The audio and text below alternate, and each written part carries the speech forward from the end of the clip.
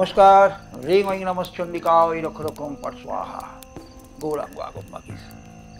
আজকাল প্রায়শই ফেসবুকে নানান মিডিয়াতে তন্ত্র জগতে এ ওকে উঁকি মারছে, ও ওকে উঁকি মারছে, তোমায় দেখে নেবো, তোমায় মেরে দেবো, তোমায় বুঝে নেবো, দেখি তুমি কত আগে বাড়তে পারো। কিন্তু ভেবে পাই না একটা মানুষ করে কোন সাহসে। একটা মানুষ একজনকে বলছে মেরে দেবো। শক্তি তোমাকে দিয়েছে, সঞ্চয় করেছো, তুমি অনেক কষ্টে শক্তিকে সঞ্চয় করেছো, তাকে তুমি মারণ কার্যে পরিণত করার জন্য। তুমি কোন শক্তিকে মারণ কার্যে তুমি ব্যবহৃত করছো? তুমি যে শক্তিটাকে তুমি মারণ কার্যে ব্যবহৃত করছো সে কিন্তু তোমার আরাধ্যা, পরমারাধ্যা। ভুলে যেও না, তুমি সেই আরাধ্যাকে তুমি তোমার অপকর্মে তাকে ব্যবহৃত করছো। তাতে লাভটা কি হবে তোমার? পরিণামটা তোমার শেষে কি দাঁড়াবে? কোন জায়গায় গিয়ে তুমি অবস্থান করবে ভেবে দেখেছো কি? ভাবো ভাবো, ভাববার সময় এসেছে তোমার। তুমি কাউকে মারবো মারবো করে তাকে হুঙ্কার মারছো, তোমায় দেখে নেবো, বুঝে নেবো, তোমায় মেরে দেবো। তুমি মারবার কে? একজনকে তুমি বাঁচাতে পারো না, তুমি মারবার চিন্তা করছো কোন সাহসে? তুমি কে? তোমার এত বড় শক্তি তোমায় কে দিয়েছে? কোথা থেকে তুমি অর্জন করেছো? এই আজন্ম কাল আমরা এইটাই শুনে আসছি, হুঙ্কার। প্রকৃত অর্থে কি মানুষ পারে মানুষকে নিধন করতে? কখনোই পারে না। আমার মৃত্যু ছিল, আমার মৃত্যু আছে, আমার মৃত্যু হবে, এটা পূর্ব পরিকল্পিত। তুমি এখানে কিছুই করতে পারো না, তোমার কোনো ক্ষমতা নেই। তুমি পৃথিবীতে এসেছো তোমার কর্ম করার জন্য, তা বলে তোমাকে এই সব কর্ম করার জন্য তোমাকে আনা হয়নি। হ্যাঁ, আমরা দেখে থাকি আজকাল রাস্তাঘাটে নানান রকম ভাবে এ ওকে গুলি করে মেরে দিচ্ছে, ওকে মারছে, ওকে মারছে, কোনো খুনি আনা নেই। এইগুলো পূর্ব পরিকল্পিত তোমার ছিল। এই দিন, এই মুহূর্তে, এই সময়ে, এই ক্ষণে তোমাকে চলে যেতে হবে। একটা মাধ্যমের প্রয়োজন হয়। আমি দীর্ঘদিন রোগ ভোগ অতিক্রান্ত করছি, করে শেষ পর্যন্ত আমি আমার শরীরকে আর জুঝতে পারলাম না, তখন আমি আমার শেষ নিঃশ্বাস ত্যাগ করলাম। এটা যেমন একটা পদ্ধতি, তেমনি আমার মৃত্যু অচানক হয়ে যাবে।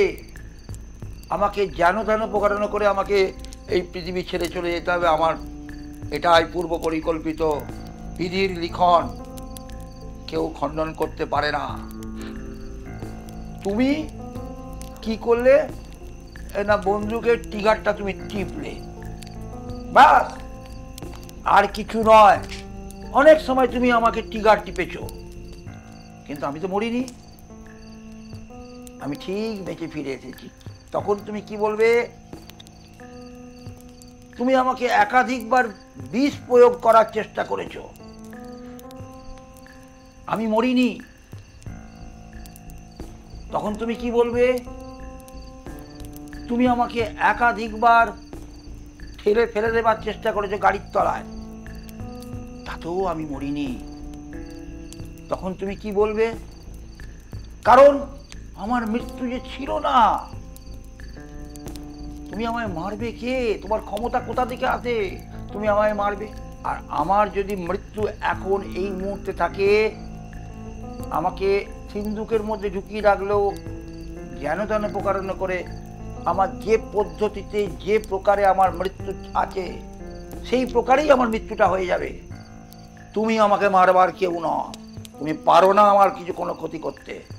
তুমি সাময়িক আমাকে মানসিক কষ্ট দিতে পারো, দ্যাটস অল। এর থেকে বেশি কিছু করার ক্ষমতা তোমার নেই। তোমাকে সে অধিকার দেয়নি।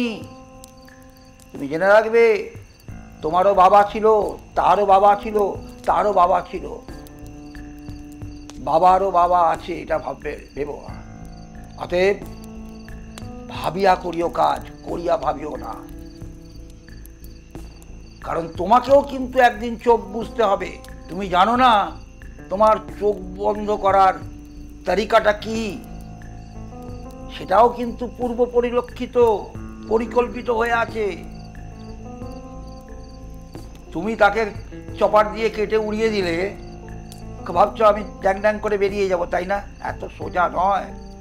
তোমার পেছনে একজন চপার নিয়ে দাঁড়িয়ে আছে, সে তোমার গলাটা ঝ্যাঁচ করে কেটে উড়িয়ে দেবে। কি লাভ হলো তোমার? অতএব তার উপর বিশ্বাস রাখুন, কেউ কিচ্ছু করতে পারে না। সময় কথা বলে, সব থেকে বড় বলবান সময়। আপনি সময়কে বিশ্বাস করুন, সময়কে মেনে চলার চেষ্টা করুন। দেখুন আপনাকে কেউ ছুঁতে পারবে না, কোনো ক্ষমতা নেই কারণ। তার উপর বিশ্বাস ভক্তি রাখুন, সে ছিল, আছে, থাকবে। তাই তোমাকে বারবার বলছি, তুমি কাউকে মারতে পারো না। তন্ত্র কি তোমাকে সেই কথা বলেছে কোথাও? কাউকে মারবার অঙ্গীকারবদ্ধ করেছে তোমাকে দিয়ে? তোমার কি সে অধিকার আছে? তুমি কি তাকে জন্ম দিয়ে পৃথিবীতে এনেছো? হতে পারো তুমি মাধ্যম, কিন্তু তুমি নিজে তোমার ইচ্ছা শক্তির মাধ্যমে কাউকে মারতে পারো না।